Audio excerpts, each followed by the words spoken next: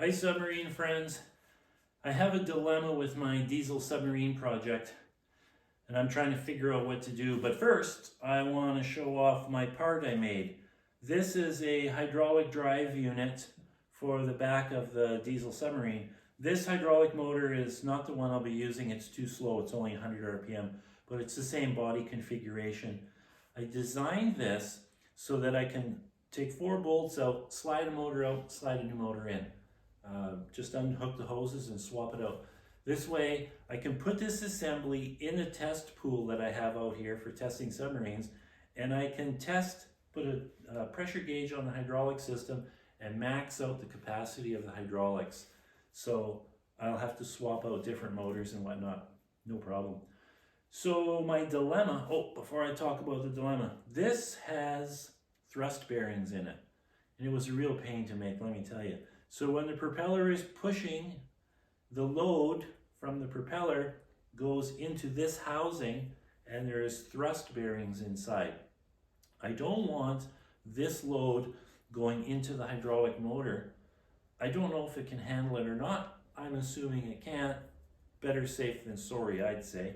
So the bearings in here are submerged in oil and it's air compensated and only runs at the surface. And I have a twin lip seal coming, and the O-ring idea would not work because the RPM of the shaft is too high. So I have a double lip seal coming. 10 days it's going to take, so I don't want to make the housing for the seal until I have the seal, in case the measurement isn't what they say. So that's the hydraulic drive part. Now the dilemma part. So the diesel submarine is going to be 26 feet long. Of that 26 feet, 11 feet is the occupant section. That's the pressure vessel that I sit in and the motor is in, all the neat stuff is in. So I have a vessel here already, but it's 22 feet long, it's 5 feet diameter, it's very, very heavy constructed, 11/16 wall, 7/8 thick heads. So what it means is I have to cut the tank down to 11 feet, which is a very big operation. It has to be done perfectly. I probably would hire a welder to come and weld the two halves back together. It's just, when you're dealing with 11/16 material, it's kind of a big deal. So I'm not sure if I want to do that. So the other option is I found another vessel that is 1 foot smaller, so 48 inches diameter, and 10 feet long. So I lose a foot of length and I lose a foot of diameter. It's still pretty darn spacious. It's bigger than my Necton Gamma submarine by a fair bit.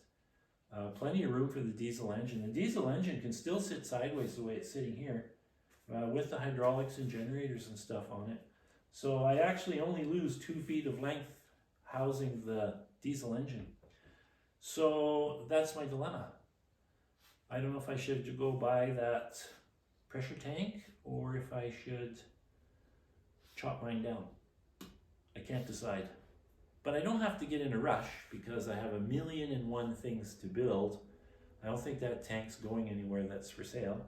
So I'll just keep building away, I think I'll put the hydraulic system on the engine now so that I'll take it out to the test pool. I'm going to leave the radiator on so I can run this anywhere. So once I take the rad off, it needs to be in the water to run. So I'll leave it intact for testing this. I think I'm just going to weld a bracket to the bucket of my excavator and then plunge this in the water and have a measuring device on it for how much thrust it makes. Anyways, that'll be fun. Ciao.